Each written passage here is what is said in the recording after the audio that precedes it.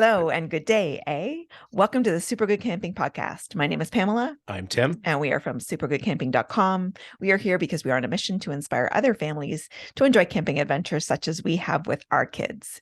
Today's guest is the president of National Event Management, Inc. You might be asking, well, what does that have to do with camping? Well, National Event Management produces the Outdoor Adventure Show, which has everything to do with camping, among many other activities. Please welcome the grand poobah of the Outdoor Adventure Show, Fred Cox. Wow, thank you very much, Pamela. Thanks for being here. Yeah, it's great to be here. We're thrilled. Yeah. It's going to be the highlight of my year going to the Outdoor Adventure Show, I'm pretty sure. Oh, that's great. You will be celebrities there, so that's great. We'll try to get extra security to make sure you're okay walking down the aisle. Yeah. We'll bring up bodyguards. Yeah. I'll bring Thomas. He's this big around, but he's 6'2", so he looks intimidating. He's tall and strong. Yeah. Perfect. Oh, that's great. All right, cool. So I know what the Outdoor Adventure Show is. Can you give me sort of a rough idea of what it is, how long it's been running? You know, the four things: the where, what, all that sort of jazz. Just give me a sort of paint a picture. For sure. Yeah. A quick synopsis. So we've been running this now. We're actually heading into our 26th year of the event. So which is amazing. Which is really something. And it's going to be happening February 24th to 26th at the International Center on Airport Road. And that's always been our venue, which we think is a terrific place for people sort of coming from far and wide who are adventurers, and they've been a great partner of ours. And the event is, so this year we'll have upwards of be a completely packed house again, which we'll get into some of that, but we're thrilled to have, destinations and adventures from all across Canada and around other parts of the world, of course, that are going to be showcasing the best in all adventure activities and adventure travel. And so for people who love to camp, love to get outside, be it in canoe, kayak, mountain bikes, hiking in general, to share the outdoors. It's a place where, and that's sort of what we've been so thrilled to do, is just continue to expand the opportunities of what this show will offer people. But for people who love to get outside and enjoy the outdoors, be with others, and have active vacations or active activities to be able to do, there's no better place like this that you can find this event. And we do it right across the country as well. So we couldn't help ourselves with stopping at Toronto 25 years ago when we first launched it.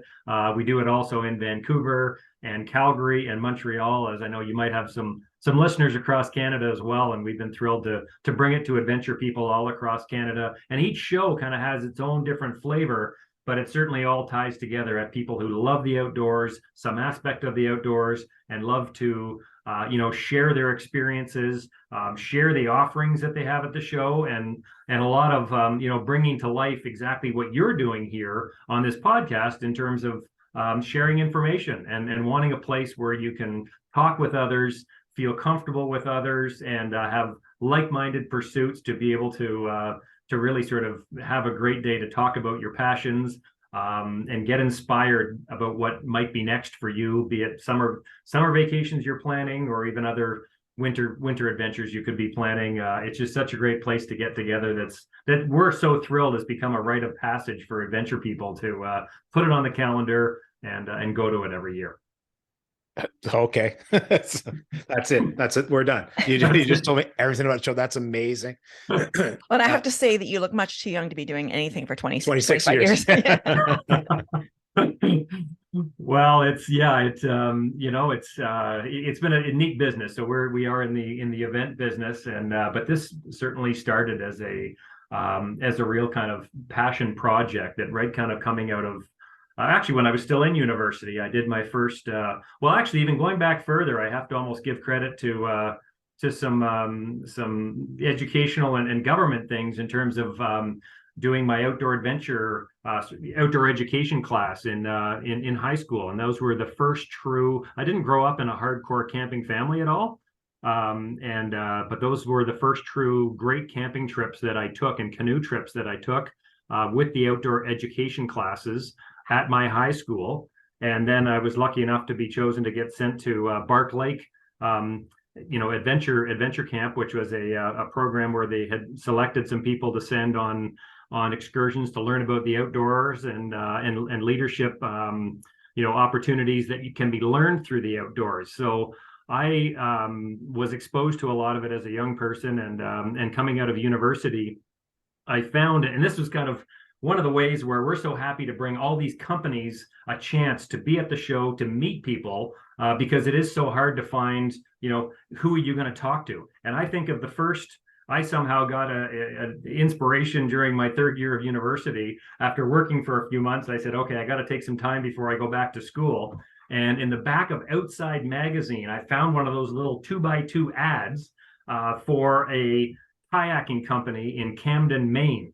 And anyways, bottom line, I convinced a buddy to get in a little Honda Civic with me and drive all the way out to Nova Scotia, where we saw a friend, and got on the ferry from Yarmouth to take it all the way across to Bar Harbor, and headed down to Camden, Maine. And literally, these were the days, pre-internet, where you couldn't do any research on this. It was just a phone call to this guy who turned out to be a Vietnam veteran with one foot, and but had done these awesome adventures all around the waters of Maine. And so we went on an incredible 5-day sea kayaking journey all through all into the ocean. And I'd never been in a sea kayak before. And because of some weather challenges, we ended up doing a night launch over to this island campsite, and there's seals and porpoises along the side of us.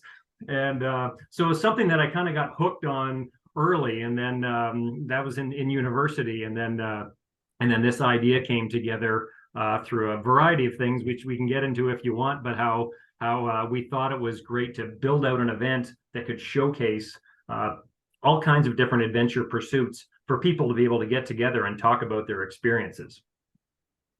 That's amazing. And seasoned camping people that we've talked to have said, I go and I hear somebody else talk, and I hear something that I didn't know before. I pick up a tidbit or a new hack that I can do when I'm out camping or in the backcountry, and it's like, wow, I'm picking up new things from going to the Outdoor Adventure Show.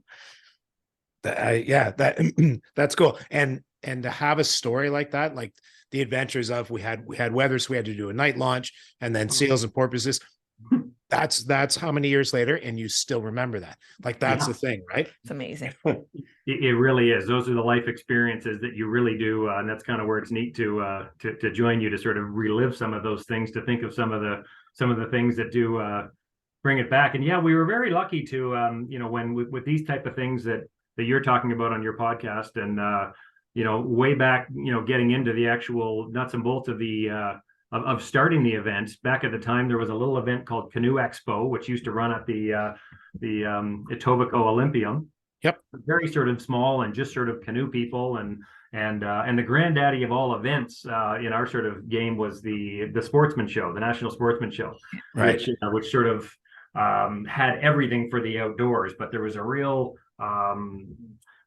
trend starting to happen of people who sort of said, hey, that's a lot of hunting and fishing, which is certainly not what I was all about, and what a lot of everything you see at the Outdoor Adventure Show, and a lot of the people, we like to sort of, obviously we like to eat the fish on some of those things, but more importantly, like to look at the fish, and hunting is sort of not a thing for such a group of people. So and we took this small canoe expo, which wasn't having enough funding to sort of keep going, and said, we think this outdoor adventure thing is going to be a heck of a lot bigger, and sort of had a bit of a vision. And my father was with me at the time, sort of in the company, and had a vision to be able to take that canoe expo theme and created the Outdoor Adventure Show, which sort of offered not just and that's the reality of business as you look at some small industries, but if you put a few things together, we said, hey, what happens if we put canoe companies, but also offer all the hiking and travel destinations, create a big enough place where we can bring in destinations from all across Canada who are going to have all kinds of different showcases, and invite some of the cycling travel companies, invite some of the scuba diving destinations, get these people together, because that's certainly the kind of adventure athlete I am, or person I am, is I've really sort of crossed over into a whole number of different sports and activities, and I don't just like to stick on one thing. And so So it's really out of a lot of that lack of focus, if you will, that I think everybody also saw. These are our next consumers. These are our next people who, if they do like canoeing and kayaking, well, there's a chance they may want to get their scuba diving license, and there's a chance they may also want to get on a bicycle in a provincial park somewhere and have a different way of getting around and enjoy creating experiences. And then as you would know as well, as you start to bring your kids into the fold as well, and as we did, my wife and I, with my family of 3 kids, it's you start to get into different aspects of the kind of camping that you like to do, from backcountry stuff to all of a sudden you're at the sandbanks just trying to get through a weekend and cook marshmallows and keep it out of your hair. Yep, I can empathize there. You bet. Yeah, that crossover sport thing became very important to us, to be able to get as many adventure activities, but a place where everyone can say, wow, this is awesome. I didn't know that existed. I didn't know that existed. And it can really help every business kind of thrive, because that's what everybody needs, is new customers, new blood every year, and a way to get introduced to new people who might also be inspired to get in the outdoors. Excuse me. I think introduced is a perfect word for it too. It's certainly something. I've been pretty much a canoe guy.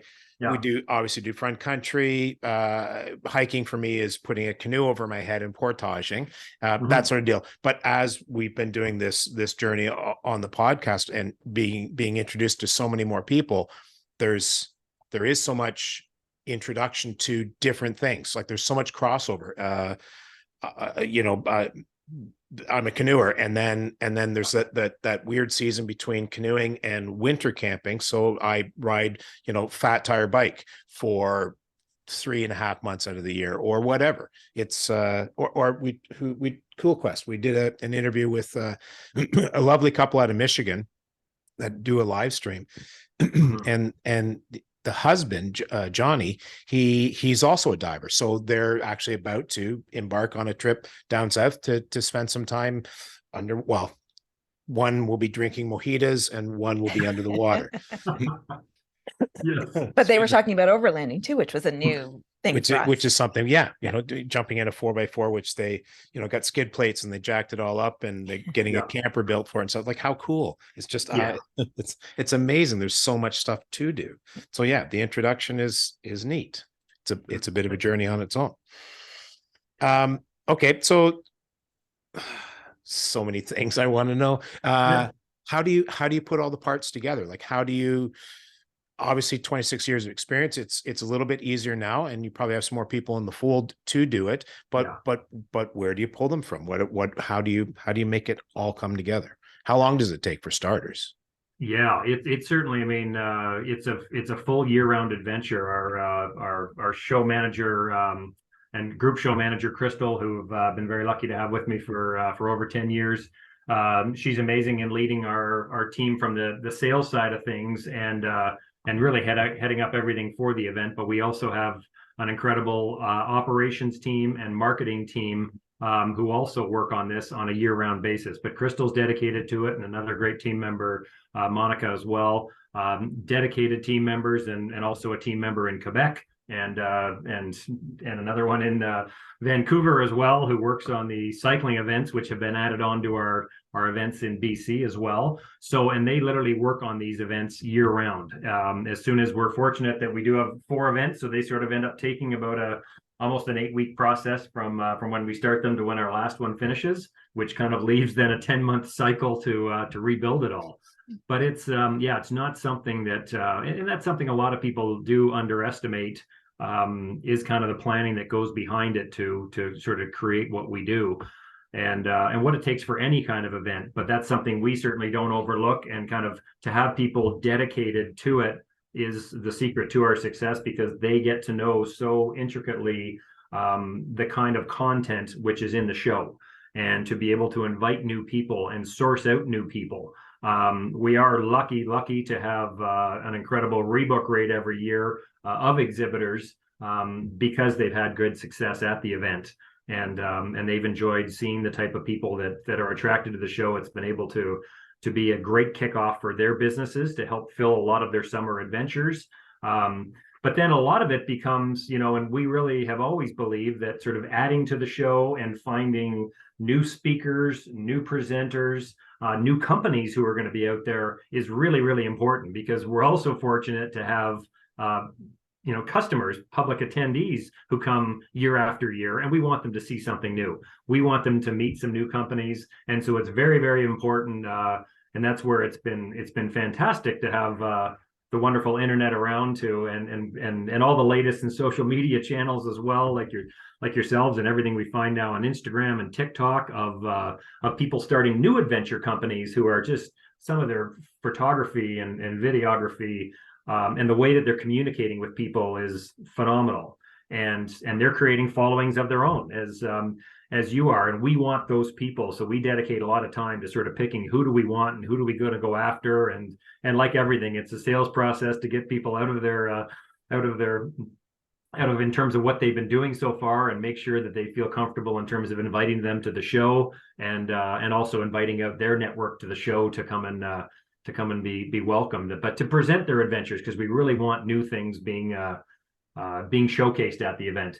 And yeah, something like the our newest of our stages that we have 4 stages at our Toronto show, and the Adventures in Paddling stage is one that we started, I think, maybe 4 or 5 years ago now, and that was, we were really lucky to have a lot of other content in our Best of Canada theater and our international theater and a scuba and Caribbean, but it was even something where myself as a paddler and someone who's done enough adventures, I saw so many people and started to see more things online and from some other events around the world, where I said to have dedicated talks about paddling, where people can really come in and get deeper into some of the true paddling routes and into some details and secrets and tips that they want to share.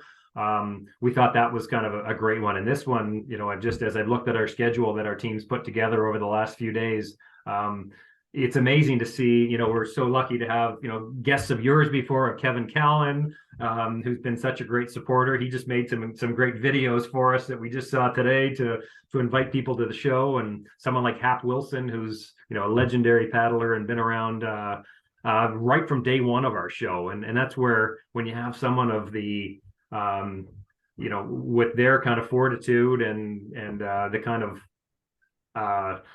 integrity that those type of people have in the industry, and I've now been able to sort of call them friends, and they trust us to be able to put on a show that's going to attract the right kind of people, but where they can come and share their stories. We're really, really proud. And I look at someone like Camper Christina, who's a real sort of up and comer, I will call her, who has totally made it, but I'm saying up and comer because she's only been with us for 5 or 7 years versus Hap and Kevin, who have been around for 25, but she has, built such an incredible audience and is such an enthusiastic presenter. She is that. Yeah. So the things are just packed. So we've been so happy to see people like that. And many other people who are now launching different channels, as I say, like yourselves, who are sharing information, who are now wanting to be a part of it and share some new things. So that's kind of always a key sort of stage that I like to look at to see who's presenting this year, and just to know how much we are really touching the true heart of each of our segments that we do try to reach with our independent content of our stages. Cool. So I don't know if you've ever seen, well, you've had Dennis on your show before, Dennis Rogers. Yes. So one of my most impressed about things is his chat and just how everybody interacts and stuff on his show. If you take that and put it in person, it's at the Outdoor Adventure Show. Kevin had a video last year where he popped in and somehow just a whole slew of the YouTube celebrities and all that sort of jazz, all the people that are part of that camping community, and he did some crazy stuff with his camera, but there was just so many of them, and they all just kind of they didn't call each other and say, hey, I'm going at Saturday at 2:30 or whatever. They all just they were there, they just showed up. So for me personally, I think that's an awesome thing. We're going to spend the weekend at the show. I'm spending a day with Thomas, I'm spending a day with Pamela. I'm going to be there all weekend. Yeah, we are going to have exactly. Dennis, I just looked, I noticed he's speaking on the Saturday at the show. He's got a 2:45 presentation on being prepared for inclement weather in the backcountry. And I know I did see a part of your talk with him where you did talk about a lot of, front country and backcountry stuff, which he's really known for. So, those are the kind of things that real, audience members of yours, I think, will know that they're going to really get into the weeds with that stuff and learn some things, which is, again, that's what we like about and why we sort of do stages like this. So it's not just a surface talk that you may get on one of our other stages, but it's kind of paddlers and people who know their stuff and are going to ask some real questions and be able to share that information about, hey, yeah, how do we deal with weather? And I do remember even one of our staffers who was working the stage last year, after seeing his talk, said, "Oh my God, the guy's incredible, the wealth of information that he has." And so those are the stories that we love to hear people share. Yeah, very cool. And I think it's a pretty neat deal to have all the dealers there as well. Like I'm not going to name names, but you can go and see new products that maybe you're carrying around an old beater, super heavy one, that somebody's come out with a nice lightweight, backpackable type deal, or a waterproof something that yours is worn for, and it's new, it's going to last longer, it puts out more light, it does, all those things. I think that's a really cool thing too. Like that's, for me, I'm going to upgrading leave my wallet at home for at least one of the days, but I'm going to go, I'm going to wander around. I'm going to see because I use what I use. And as much as I do spend a decent amount of time checking things out, there's no way I'm going to trip across it all. And I'm not an expert. And if I can go talk to somebody who actually made it, who designed it, who did all the things, I think that's a very cool aspect to the show. Oh yeah, for sure. And you can and you can bet kind of over. That's been something that's been amazing for me to watch. Is just kind of the development of technology. Even though we are and we're here promoting things in the outdoors and encouraging people to get out and see things that have been around for to see the outdoors, which is something that doesn't change very much by technology. But the way that we experience it certainly has changed. In of course the imagery and everything that we can share to inspire people to go there, but as you're mentioning, the hard products as well. And so that's where it's been very, very important for us to maintain that base and be very that's why we do work so hard at kind of the promotion of the event and having all the right things there, because we want the right people there to see it. But you're right, the differences in kind of the canoes from feeling them over my head back 25 years ago and having all the cedar strips that weigh what they weigh versus all the Kevlar products that we have nowadays. And to have those at the event and see those kind of as those got introduced and became more mainstream, to see those fly out the front doors was really, really cool. But to see real trippers actually put them over their head and talk about them and see which size is going to be right for them and what's going to fit for their type of paddling, but to see how much easier some of that has become. And when we talk about clothing and clothing technologies, we've been happy to have a lot of partners as well who are just kind of showcased clothing and hey, retailing has been it's not the easiest game to be in for these people who do sell all kinds of hard goods as well as soft goods. And so that's where, as I say, we've been very, very grateful for all of our type of people. And we don't underestimate the power of having them at the show, and that we want them at the show and need them at the show. And even, I think of, Bill Ostrom from Ostrom Outdoors, who, who was one of our first supporters back 25 years ago. And I know he retired 3 or 4 years ago, and he might be even coming back with some new technologies now. But, I watched him evolve some of his pack technology, which he always had such high quality, fantastic stuff. But then it evolved over the years to become more lightweight, more waterproof, more durable. And even to see the technologies that are getting people into the outdoors.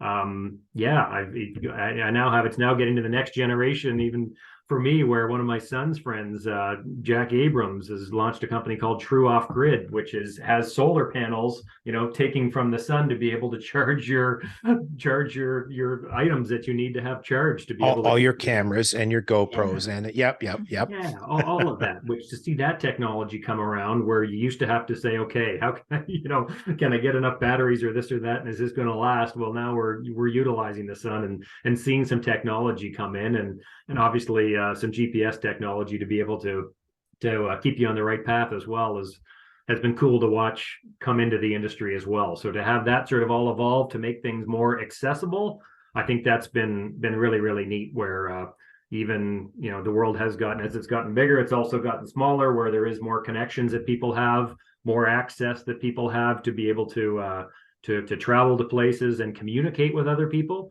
to get the information that they need from destinations, you know, further afield, if you will. But and that's also why we do try to get as big a cross section of things, you know, internationally as well, so that people can, talk to people firsthand, who's been there, talk to people who have done these things before and learn about them, because there's nothing like that firsthand experience, that story that you hear, that's going to inspire you to say, yeah, I'm going to go. Cool. Excellent. I was thinking about, because I will reference Dennis a million times just because I love his show, and he pulls so many people together. But there's a good one right there. Destinations. He was it the last show? I think it was his last show. He had two fellows on from very far away who came over and did a paddle through Algonquin Park, pretty substantial loop, but it was a very cool, because it was a destination thing. So, and that was part of what they did, was they talked to people to find out what the deal was. So that's cool. Exactly. And just introducing new people. Like we've been fortunate, and Destination Ontario, you know, who used to be a former title sponsor of the event, Ontario Tourism, for years and years. They were such an awesome partner. And G Adventures is now our title sponsor, who kind of loves to meet all the people we have, who like to travel around the world. But Ontario, and they're back in the fold again this year, which they've always supported the event, but they're back in line with space, and they've always, you know, been a great partner in terms of promoting what's going on in Ontario, and getting all the different type of destinations, and places where people can go. But they've really wanted to showcase this to new Canadians as well. And they've understood that as immigration has come in as well, and we've seen new Canadians, they've sort of put a special focus on saying, how can we get new people? You know, when you talk about people from Scotland getting in a canoe potentially for the first time in Ontario, well, we've had so many, you know, such a shift in some of our population demographics around Ontario, and it's important to expose this to as many people as possible. You know, the great beauties that we have out there. So they've always wanted to have some focus on kind of some new Canadians, and we're thrilled to also have some great talks on Indigenous tourism. And Indigenous Tourism Ontario also has a really big booth at the event this year, and is you know, giving people some great talks as well on all the different educational things you can learn about all aspects of Indigenous tourism, and how we can, you know, go back in the past to learn what we still need to learn from some of those aspects, and which just exposes more to people who like the outdoors. Awesome. So you talked about all the planning that goes into putting together a show, but I was just curious about, was there some time that it didn't go off as planned? The speaker was sick at the last moment, something happened that was out of your control? Well, COVID happened. Yeah, I assumed that That might have thrown thrown a bit of a wrench. Yeah. So that was, you know, that's kind of, and so the last event that we did before COVID, we were very fortunate. Yeah, I'll consider us fortunate though still, and we're all fortunate to be here and sharing these times still. But it's we were able to do our outdoor adventure show in Toronto in February of 2020, and then we went on to Vancouver. So it's usually a back-to-back for us, first weekend in Vancouver. And Les Stroud, Survivor Man, who's going to be back at the event this year, and who's a good friend as well, and got to know him. And he's been such a great supporter of the show. You know, and he's a guy as well who, when I reference people like Camper Christina, you know, I remember when Les just started out as a kind of, hey, I'm out there making movies, and I'm out just shooting myself, living alone for a year. But and then to go on to see what this show became was absolutely incredible. But I can vividly remember sitting in Vancouver, March 5-6 of 2020, And this thing called COVID, we were literally just learning, or coronavirus, we were probably still calling it at the time. And I remember sitting in the show office with Les. It was a little more active in Vancouver even at the time, but I remember with him saying, what should we do? Because he's a huge meet and greet guy, and he's a get in there with the handshake. And he's like, what should we do? And I said, Les, it's totally, obviously it's your call. You do what you want, but I don't know how and we were, that was still the times when we were like, wow, there's only 15 cases here and there's no way it's there. And this can't go on for long. But anyways, he was great. He said, okay, just put some hand sanitizer beside me and I'm going to meet and greet with absolutely everybody, which he did. And he did such an incredible performance for us. But that became the last show that we did corporately. We missed our show that year and had to cancel them in Calgary and Montreal. And unfortunately, but that was a real sort of hard stop for it, which became obviously went on for a year and a half or 2 years before we were able to get our events back on the rails. And those became things where, I think the industry knew we were there for them. We tried to do some things virtually, which was great, to share digital opportunities to connect our exhibitors with our audience. And so we try to do some things to help our exhibitors and also to keep our attendees engaged and give them ideas. So we created some unique things. Yeah, and boy, in terms of other event stories, so that was the big one. But I remember we have a 30,000 gallon pool at the show, the Whitewater Wave Pool, which we've had around for a while. And I remember we were in Vancouver, actually. So this was a different year in Vancouver, and it was fortunately during setup. I say fortunate because it wasn't when the show was actually on. And all of a sudden, two of the arms that hold up the pool, and it's 30,000 gallons. Boom, they popped, and this pool started to come down. And I remember my show manager, Crystal, who I mentioned earlier, kind of grabbing one into the pool and saying, Fred, I got this one. I'll hold it up. Put your finger in the dike. And we're at the port of Vancouver, where there's a whole bunch of port equipment down in the level below, which is very expensive equipment that kind of runs the whole port system in terms of boats in and out of Vancouver. So that water started to flow from the second floor down to the first floor, and it wasn't good. It wasn't good. So we've had everything from that and that. So that pretty much soaked the whole show floor. We somehow managed to fill it halfway up and convince the health and safety people at the facility the next day that we could jimmy something with some of our pool guys who were there, and they were able to get a pool that was half full for us to do some demos in for the weekend. But we certainly had lots of other things of, being our dates at the end of February. We've had lots of snowstorms and weather incidents hit us in different ways. And the one thing we've been thankful for is that we're dealing with outdoor adventure customers and our exhibitors as well. But it's amazing how many people just put their cars in 4-wheel drive and get there because they love the show, and it's something they don't want to miss. Unfazed by weather. We're going anyhow. Yeah, it's a really hardy audience, that's for sure. So we've been lucky to have, it's been a great group to work with, and that's why we work so hard at trying to reach out to these people and inspire more people every year. And we're really really looking forward to seeing our campaign this year. We have such a dynamic campaign, sort of using a lot more neat video from our presenters who are going to be at the show to sort of get them out through various social media channels as well, and show them more of what's going to go on at the show. And just, it's all about continuing to reach a new audience and show people we can all continue to learn, and which is what the show is all about, really learning and being inspired. And that's where I'm always inspired to see what should I be putting on my list in future. Cool. We're looking forward to it. We are. I can't tell you how much I'm looking forward to it. All right. Well, I can't thank you enough. That's amazing. I literally had to do nothing. Sit back here and drink some water because I got a bit of a throat thing. Thanks for coming out, Fred. What a great visit.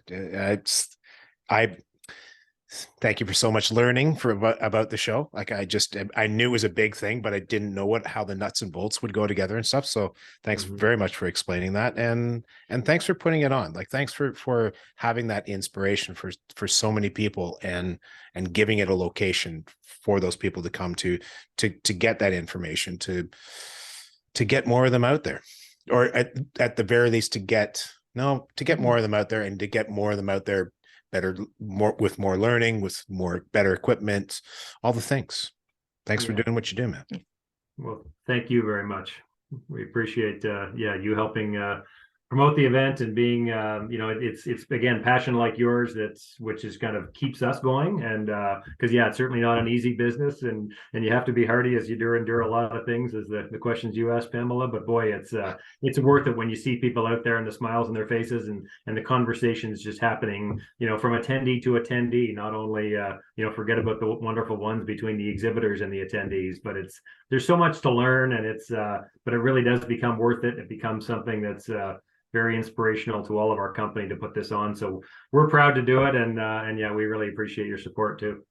Thank you so much to our special guest, Fred Cox from National Event Management, Inc., who is the organizer, presenter of the Outdoor Adventure Show, which we're very much looking forward to attending at the end of February here in Toronto.